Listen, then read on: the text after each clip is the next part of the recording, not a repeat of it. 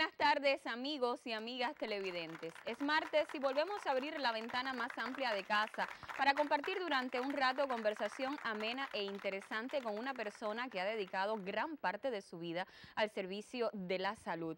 Quienes le conocen dicen de él que le distingue el carácter afable y también el sentido de la responsabilidad ante cualquier tarea laboral. ¿De quién se trata? Vamos a comenzar a descubrirlo a través de las siguientes imágenes.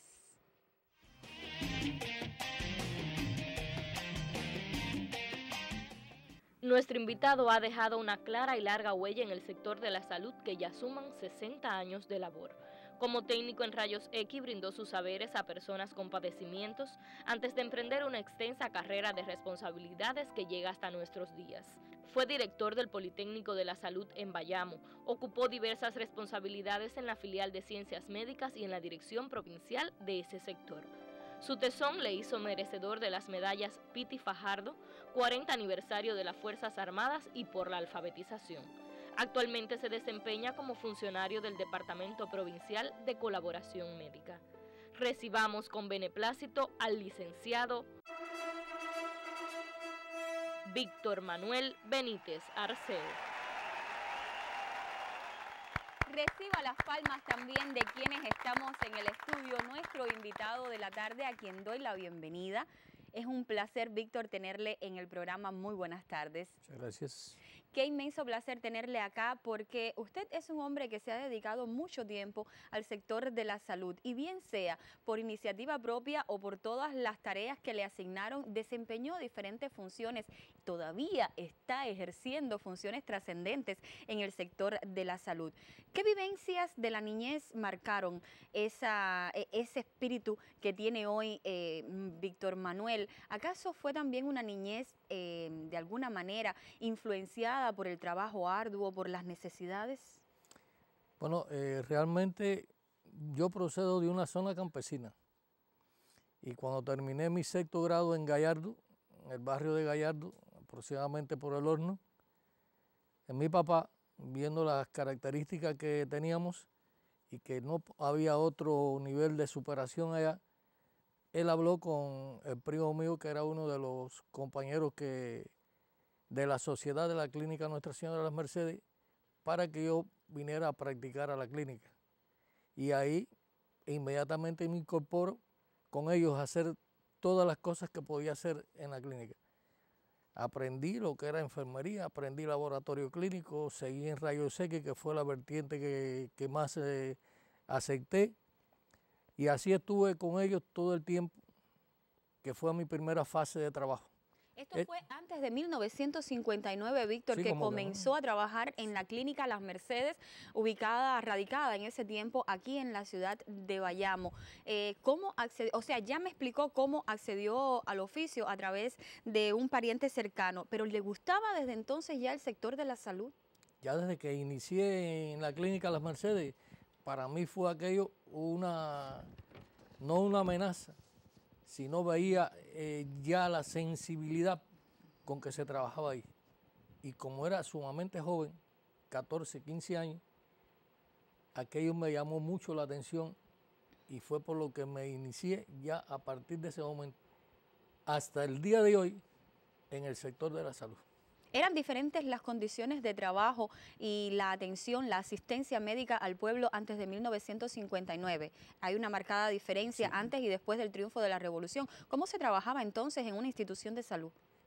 ¿Qué sucede? Que la clínica esta era un grupo de médicos jóvenes recién graduados y que eran 6 médicos y su inmensa mayoría eran revolucionarios. Ah, qué bueno. 3 de ellos del movimiento 26 de julio. Incluso jóvenes médicos que cuando la lucha de la sierra, en algunas oportunidades salían de su trabajo a atender pacientes.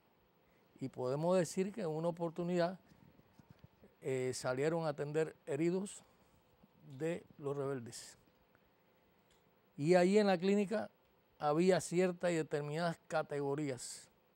Es decir, en algún momento había un cuarto muy especial para el que podía pagar.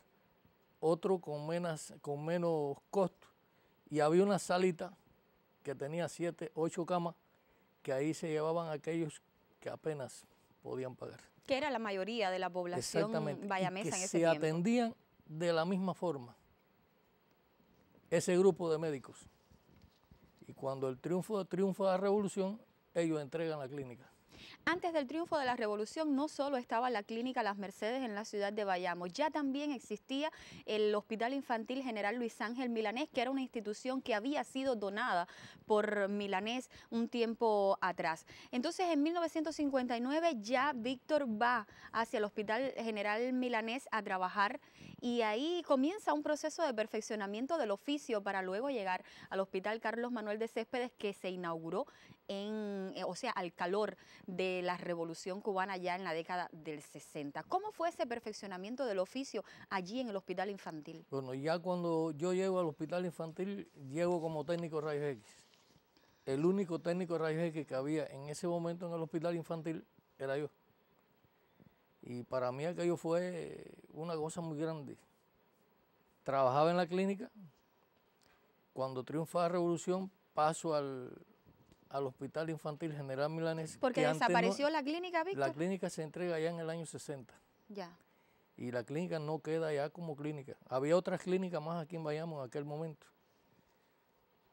Pero el perfil nuestro, yo veía el hospital, no hospital infantil, era un hospital general, con unas características sumamente duras en aquel momento. 2 o 3 médicos, enfermeros, muy poquito. Se prestaba servicio ahí, se hacía laboratorio, se hacía rayos X, había un salón de operaciones, pero que no todos los casos se podían operar. La mortalidad infantil estaba altísima. Altísima. La sala y la gestante prácticamente no existía. Una sala de medicina, una sala de hombre y una sala de mujeres. Y algunos departamentos. Esa es la historia del Hospital Infantil. En el año 1967 se inaugura el Hospital Carlos Manuel de Céspedes. Y paso para el Hospital Carlos Manuel de Céspedes con otras características. Ayer cuando el general de ejército hablaba de Machado Ventura, yo me recordaba cuando Machado Ventura inauguró el Hospital Carlos Manuel de Céspedes, que yo estaba ya trabajando en ese hospital, o sea, empezaba a trabajar. Y él pasa por el departamento de rayos X y yo estoy en uno de los equipos o en uno de los departamentos de rayos X, donde había un equipo de urología. Y me preguntan otros compañeros que andaban con él que qué era aquello, porque no era un equipo igual que este que vimos ahorita. Era otro equipo más sofisticado. Y le explico ese equipo. Ahí empieza otra parte de mi vida en el sistema de salud. A propósito de otra parte de la vida, ya en la década de 1970, específicamente en el año 1973, Víctor Manuel comienza a asumir responsabilidades en cargos de dirección. Entonces, ¿cuáles fueron de manera general esas responsabilidades? Bueno, eso surge, la división política administrativa es posterior, pero la parte de la provincia de Granma se dividía, o sea, del Gran Mano de Oriente se dividía en 4 regiones. La región Oriente Sur, que era esta, donde estábamos, que pertenecía a Santiago de Cuba. Y en una oportunidad, yo era ya el coordinador de técnico de rayos X y el profesor de técnico de rayos X, el primer curso que se hizo aquí. Y viene el vicedirector de la provincia de Santiago de Cuba y le dice al director del hospital que él necesitaba que Víctor pasara a la Dirección Regional de Salud Pública como subdirector docente. Y aquello fue una discusión grande.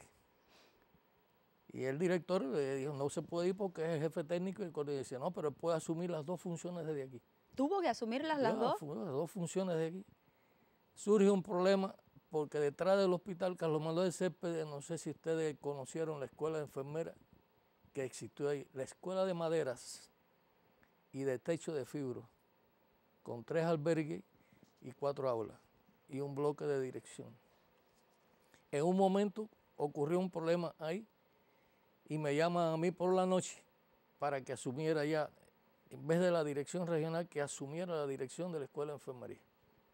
Sin ser enfermero, pero teniendo los conocimientos que tenía de salud, deciden que yo pase a ser director de la Escuela de Enfermería. Esa es, para un poco ubicarme, porque bueno, no tengo evidencias claras de ese tiempo. ¿Esa era el Politécnico de Salud Clodomiro Acosta? No, todavía. Todavía, pero ya en 1979 sí asume la dirección también del Politécnico Clodomiro Acosta. Sí. ¿Y qué retos entrañaba entonces dirigir la formación de jóvenes muchachos y además las vivencias que se van teniendo en ese tiempo, cuáles fueron las más importantes? Bueno, la historia del Politécnico de la Salud es muy grande, extremadamente grande.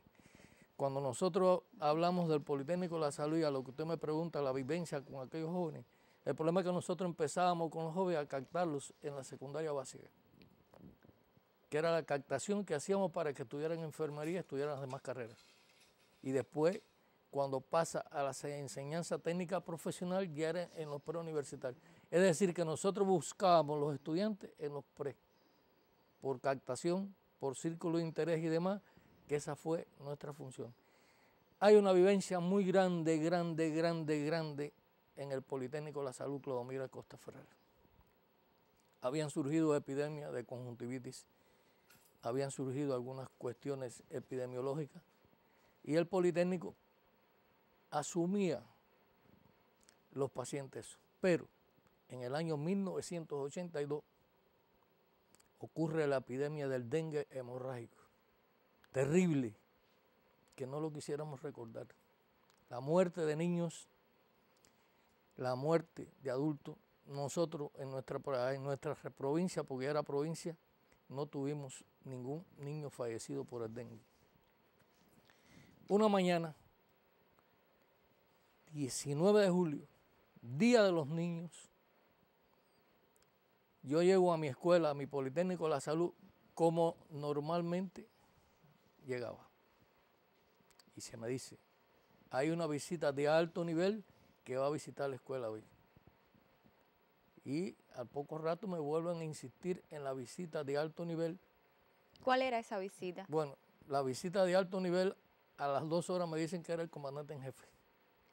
Llegó al comandante en jefe. Y que yo tenía que recibir al comandante en jefe.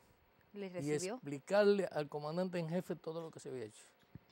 Aquello para mí fue lo más grande que yo he tenido en mi historia en la salud pública. Claro, y en un momento tan crucial para la salud cubana como fue ese año 1982, como usted decía, con aquella tristemente célebre epidemia del dengue, porque dejó tantas víctimas en nuestro país. Hoy estamos conversando con Víctor Manuel Benítez Arceo, quien es un hombre dedicado a la salud por más de 60 años y que a sus 76 años de vida continúa apostando por esa entrega a la profesión que una vez escogió. Precisamente de él han querido comentar sus colegas de trabajo.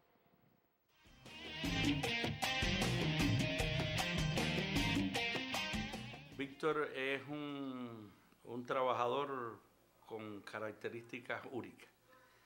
A ver, tener más de 60 años de trabajo en el sector de la salud, haber ocupado tantas responsabilidades de director, de especialista en la dirección provincial, en el Politécnico de la Salud, de haber sido un trabajador de una clínica, es todo un historial, pero Víctor es un ejemplo dentro de los trabajadores de la salud. Fue nuestro director cuando nos hicimos la especialidad en el Politécnico de la Salud, era el director de dicha escuela y además por los años que llevamos, por respeto, le decimos profe. La gente con una consagración, una dedicación y una disposición a hacer las cosas que a él le corresponden bien, incluso asumir nuevas responsabilidades que uno tiene que estar a veces limitándolo.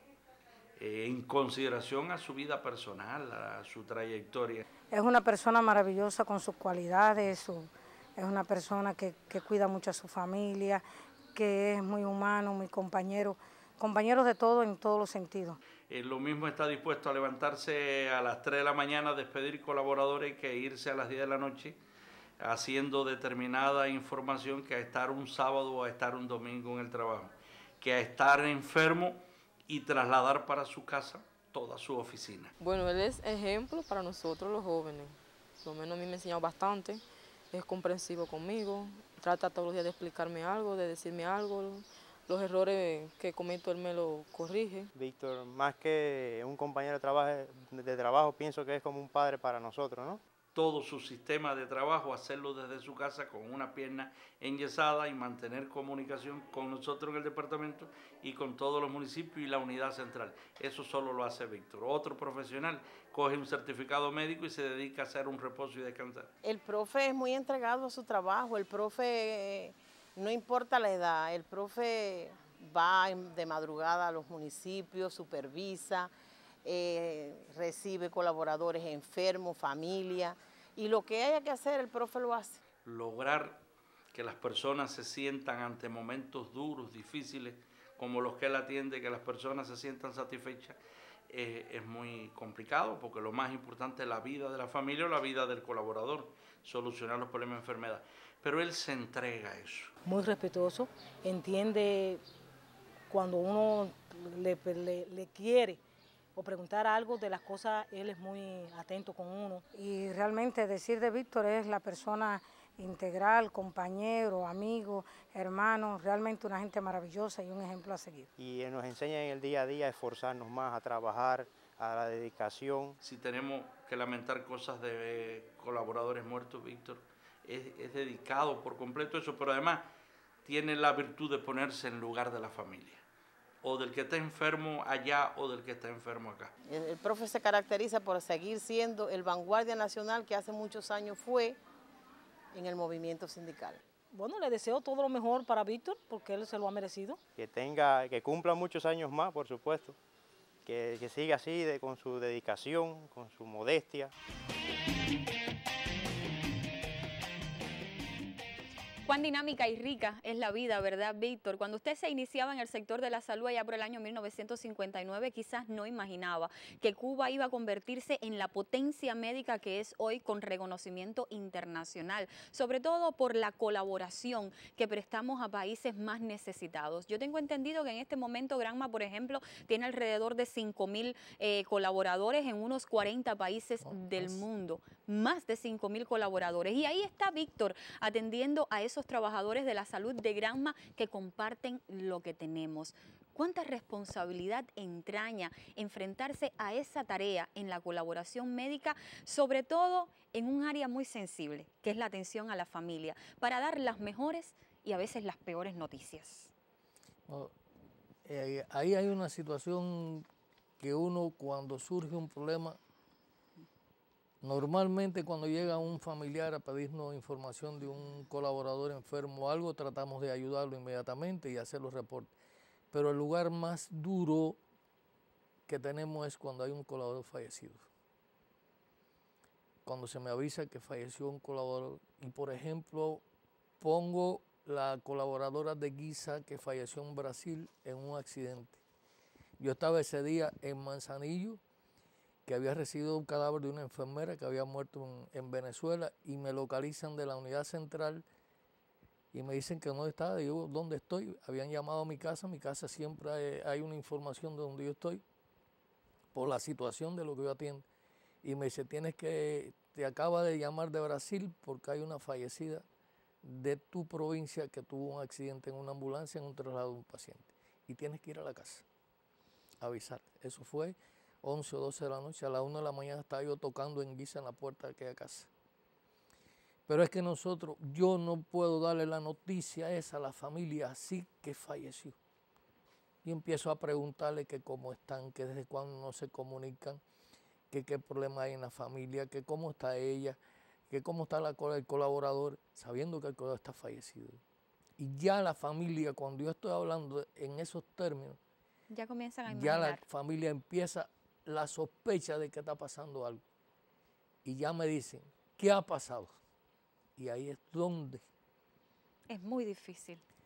Es muy difícil. Pero muy difícil. Esta tarea de atención a la familia y al colaborador, yo diría que es la más sensible de la colaboración. Y usted ahorita decía que hay aproximadamente 5.000 colaboradores. 4.700 tenemos en este momento y ya no son 40 países, son 54 países donde hay granmenses que están compartiendo lo que tenemos con esos lugares. Y aunque es a riesgo de su propia vida, lo hacen con muchísimo amor y con muchísima entrega en esta extensión del proyecto social que comenzamos a amar y abrazar desde 1959 con el triunfo de la revolución. Pero bueno, este reconocimiento que usted tiene no solo es un reconocimiento a nivel provincial, la labor que desempeña también es reconocible y meritoria en el país. De hecho, nosotros tratando de buscar información hemos marcado el dígito de una habanera que le quiere muy bien y entonces queremos darle la posibilidad de hablar a través de este programa. Ella está al teléfono. Muy buenas tardes, bienvenida. Buenas tardes, el programa La Ventana. Estoy muy contenta en poder dar mis votos de cariño al compañero Víctor, que hoy sé que están homenajeando su trayectoria, que es incalculable poder decir en 2 o 3 minutos todas las cosas que él representa para muchas personas que siempre han tenido contacto con él. El compañero Víctor es una persona intachable, es una de las personas que uno conoce y siempre está ahí para lo que necesita, un excelente profesional, un excelente amigo, una excelente familia, de las personas que tiene hoy muchas amistades por su trabajo, que realmente todos los días da voto de detalle de cuán maravillosa es como persona e intachable. Entonces, Víctor, para ti, te deseo muchas felicidades y muchas felicitaciones a la persona que se le ocurrió hoy homenajearte porque realmente lo meritas. Un beso, mi amor, chaito. Te queremos mucho. Chao. Bueno, esa fue Mabel, que asume una responsabilidad similar en la colaboración médica en La Habana. Y Mabel decía algo, ¿no?, que es la entrega de Víctor. Una persona con 76 años de edad, ya habiendo pasado la edad de jubilación, 60 años al servicio de la salud en Granma y todavía no se cansa. ¿Cuáles son las motivaciones que le hacen sentirse útil? Ser útil a la revolución y pensar no en Víctor, sino en pensar en la comunidad. Y me dicen, ¿te vas a jubilar? No pienso jubilarme. Mientras mis condiciones y mi asimilación esté como está hoy, no me jubilaré. Qué bueno saber eso, porque eso es también motivación para las nuevas generaciones. Y a propósito, ahorita en las entrevistas escuchábamos algunas de sus compañeras de trabajo, las más jóvenes, que le ven como un padre. ¿Se siente usted en la necesidad de formarles también? ¿Cuáles son las principales enseñanzas que deja en esas jóvenes? Bueno, en primer lugar, yo a los jóvenes los tengo en un escalón muy alto. Y para mí, un joven tiene mucha significación. Y no le digo que sean como yo, sino que vean el ejemplo y me ven como un ejemplo. Por eso ellos decían ahorita que me ven como padre. Muchos me ven así como padre. En la misión fue igual. Muchos jóvenes se acercaban a mí para hacerme preguntas y para decirme y para que yo le diera consejo. Qué bueno. Yo seguiré siendo un padre, no de mis 3 hijas, ni de mis 3 nietos, sino también de sus compañeros jóvenes, de todos aquellos que le siguen en el trabajo. Y usted acaba de mencionar a personas muy importantes en su vida, las hijas. ¿Qué le parece si también respondemos una llamada telefónica que nos están insistiendo hace unos minutos desde Cienfuegos? Vamos a escuchar. Buenas tardes. Programa La Ventana, de aquí de Cienfuegos. Se comunica con ustedes la hija de Víctor Benítez, Maite. Yo vivo acá en Cienfuegos hace muchos años y quería llamar al programa para saludar a mi papá, para felicitarlo por ser buen padre, por ser buen trabajador, por ser buen revolucionario. Él sabe que todas estas cosas que le decimos son de verdad y además por ser buen esposo. Tiene todas las cualidades de un buen hombre, todo lo que toda persona quisiera tener y hubiese querido tener en algún momento. Así es nuestro padre. Él sabe que estamos muy orgullosos de él, de cómo fue como padre, de cómo ha sido como esposo y sobre todo de cómo ha sido como persona, ayudando a todo el mundo, a todo el que lo ha necesitado. Muy buen familiar, desde todos los puntos de vista. Muchas gracias a él y a todas las personas que están viendo el programa en este momento. Bueno, Víctor, usted ha sido un educador para los compañeros de trabajo, para los que tuvo incluso al inicio de la revolución, porque desde entonces comenzó a desempeñar muchísimas responsabilidades. Y también en el seno familiar parece, lo ha dicho su hija, parece que fue muy buen padre, pero también un educador en potencia. Vamos a ver cómo lo ven también en el seno de la familia.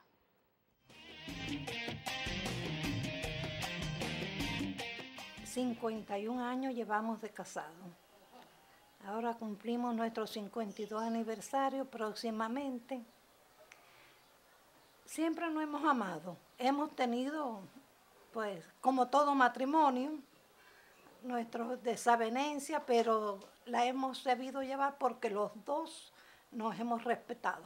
Para mí, mi papá es un ejemplo porque desde pequeña nos ha inculcado muchos valores y hemos seguido sus pasos más o menos ahí dentro de lo que podamos conseguir. Es una persona dedicada y que me ha demostrado que me quiere toda una vida. Trabajador, muy esforzado, muy buen padre. Demasiado buen trabajador, diría yo, que ya a las 6 de la mañana, a las 6:30 se va para el trabajo todos los días. Y todo el esfuerzo que realizó nunca nos dejó de atender y nos sigue atendiendo. Por eso te digo que para mí es mi ejemplo. Siempre me dice que tengo que estudiar, que tengo que ser una buena profesional en la vida. Muchas personas dicen, para mí un ejemplo es fulano, no, para mí el ejemplo es mi papá,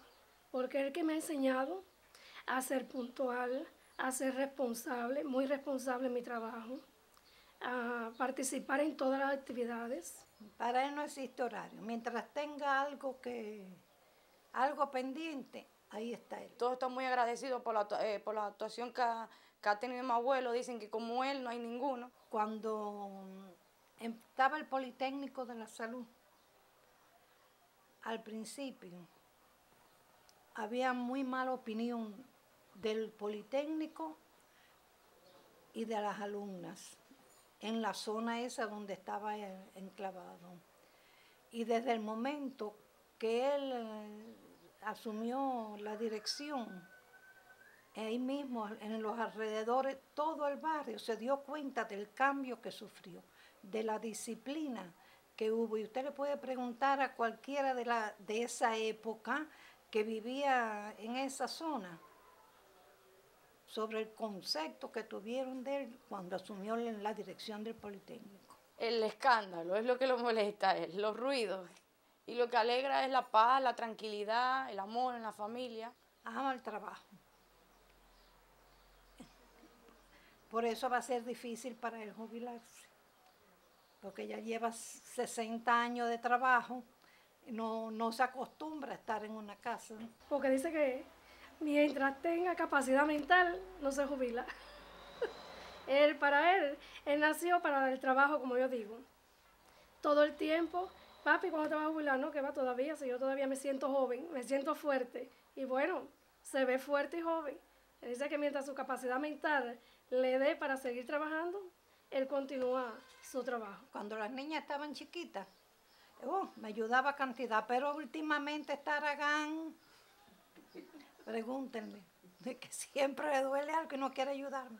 Papi, muchas felicidades por el Día de los Padres, por todo lo que nos has enseñado, por todo el ejemplo que has transmitido a nosotros. Y que tiene que aprender a cocinar algo. Oiga, porque no sabe hacer ni un arroz blanco. Que lo quiero mucho, que felicidades por el trabajo que ha cumplido y que siempre voy a ser como él. Víctor, le voy a regalar un librito de recetas de cocina, ¿yo? Eso queda pendiente. Bueno, antes de la despedida, quisiera que usted me hablara dentro de esa inagotable vida laboral, ¿cuáles son las mayores satisfacciones y qué le queda por hacer? Mi mayor satisfacción es haber sido útil y seguiré siendo útil. Y me queda por hacer, seguir trabajando.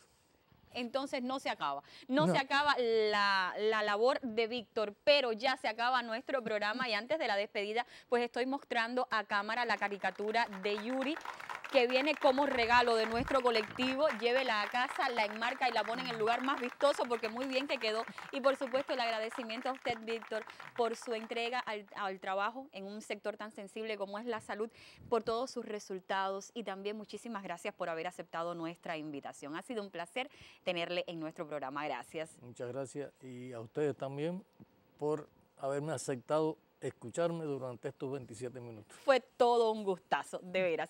Así nos estamos despidiendo, amigos televidentes. Nos vemos en 7 días para continuar abriendo esta ventana. Recuerde que es un programa vivo y en vivo para mirar diferente. Muy buenas tardes.